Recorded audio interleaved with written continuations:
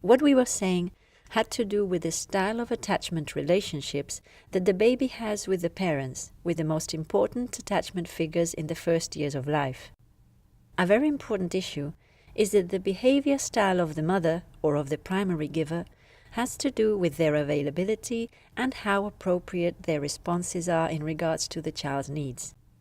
All of this interferes with the attributes of these attachments, and they are going to determine the style, the characteristics, the way. It is on this basis that children will be building their expectations about the behavior of their figures of attachment, their representations of self, of the people, of the world that is around them, and the interactions between them. And it is on this basis also that a secure or insecure platform can be shaped, on which the child will be trained to explore the world, to have curiosity, to learn, and to be able to interact. It can be asserted that the quality of the care received during early childhood is decisive for the healthy development of a child. The perception, the memory, the development of the language, of the symbolic activity, and the structures of thought are sensitive dimensions with respect to the quality of this care. The role performed by other caregivers, as well as the parents, was researched by Marty, Reddick, and Walters. These authors established that these available figures are basically in childhood education institutions, daycare centers, schools, or social workers in family homes, like Head Start programs, which have social workers in family homes. These researchers verified the important role that these institutions carry out in relation to the attachment and the support for a secure relationship between the child, his parents, and the world. These figures, these institutions, strengthen and promote this relationship, and this has implications for the planning of childhood care programs, for institutional work, and for the formulation of public policy. The discovery and verification of the importance of the environment in which a child grows and develops is what establishes the type of teaching, the type of approach, the type of relationship that the teachers have and that the teachers must have with the children. These researches continue to bring in more data that verifies that the care and education of children in their first years of life have decisive effects in their development. Up to 6 years of age, 90% of brain synapses will have been formed, as well as language, development, and the child's vocabulary, his emotional stability, the more extensive outlines of his self-esteem, his sense of morality, responsibility, empathy, social interaction style, and the fundamental aspects of his personality. As we've already pointed out, it is a crucial period and potentially important and promising in terms of investment and attention, as said in the 2005 UNICEF annual report. Another very important author in children's psychology is Vygotsky, psychologist and educator.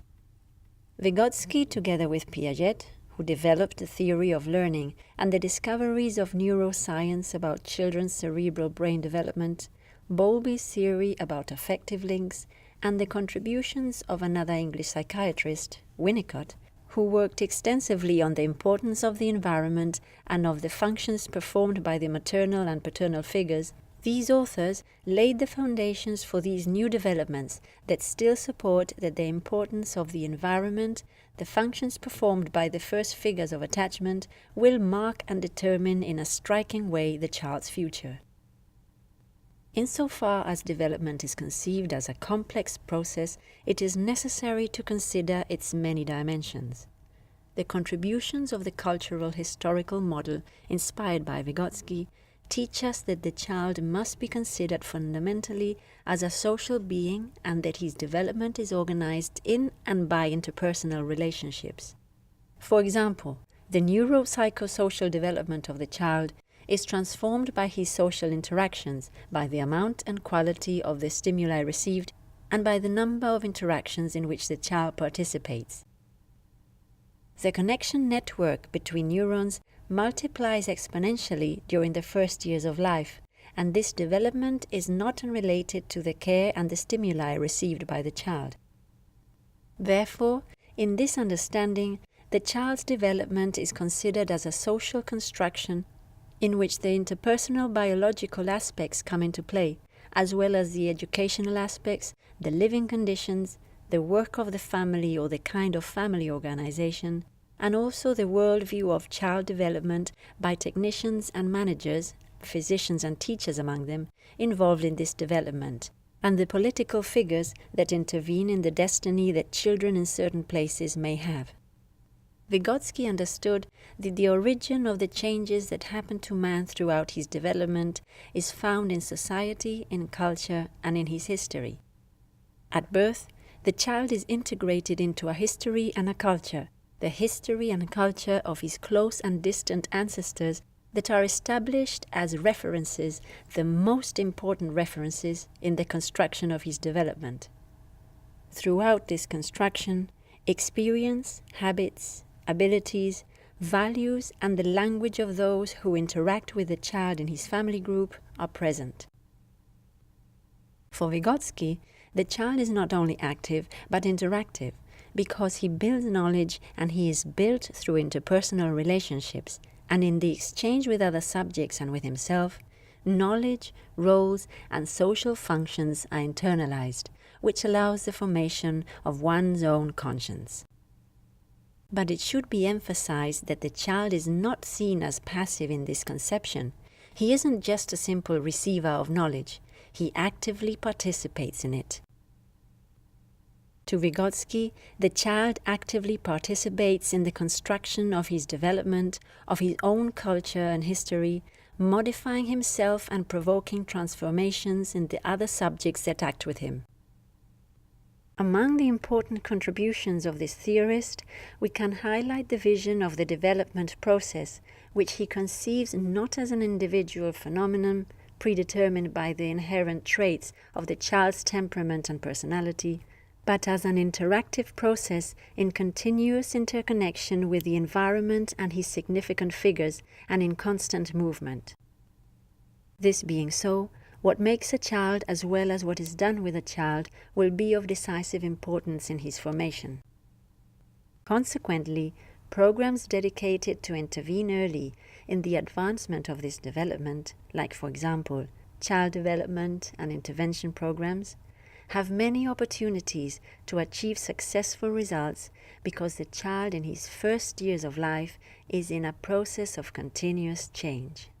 He is highly permeable to the possibility of modification, to the possibility of growth, and to the possibility of absorbing when from an unhealthy or hostile environment, or another environment like school for example, he can receive different learning ways, different ways of interacting.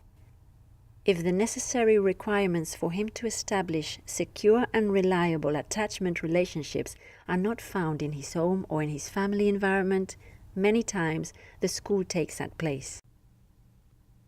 According to Vygotsky, the full development of the human being depends on the learning that takes place in a certain cultural group from the interaction with other individuals of his kind. This means that, for example, an individual raised in an indigenous tribe who doesn't know the writing system and has no contact with a literate environment won't become literate. The same thing applies to the acquisition of speech. The child will only learn to speak if he belongs to a community of speakers. That is to say, we already have the organic conditions, having a phonetic device, yet even though they are necessary, they are not enough for the individual to acquire the language. From this perspective, it is learning that enables and mobilizes the development process. Learning requires a specific social nature and a process through which children enter into the intellectual life of what surrounds them. Vygotsky identifies two levels of development. One refers to the achieved accomplishments, which the author calls real or effective development level, and the other one is the potential development level, which refers to what the child is able to do only with the help of another person, whether it's adults or children with more experience. In this case, the child performs tasks and solves problems through dialogue, collaboration, imitation, shared experience, and through the clues that are given to him. For Vygotsky, this level is much more characteristic of his mental development, than the one where he manages alone. The distance between the real development level, that which the child is capable of doing in an autonomous way, and the potential development level, that which the child is able to perform with the help of another person, Vygotsky calls zone of proximal development, that defines those functions which are not yet mature. They are in the process of maturing. That's why they need the help of a more experienced other to be able to perform them. Learning is responsible of creating the zone of proximal development to the extent that in interaction with other people, the child is able to place in motion several development processes which would be impossible without extreme help. These processes are internalized and become part of the acquisition of his personal development. What Vygotsky suggests is that they are like a scaffolding in the growth. Through experience and through the relationship with others, the child acquires learning, and when he is mature enough to internalize that learning, he can do it autonomously, and in the continuous movement of development, to continue progressing to enable complexity of the cognitive and development processes, he is going to need of other people who are, as Vygotsky calls it, his zone of proximal development. This zone of proximal development implies that the child needs the help and the guidance of someone else with experience to be able to conquer the next zone. Let's watch a video, and in the next chapter we shall talk about another psychologist called Piaget, who specialized in children's learning.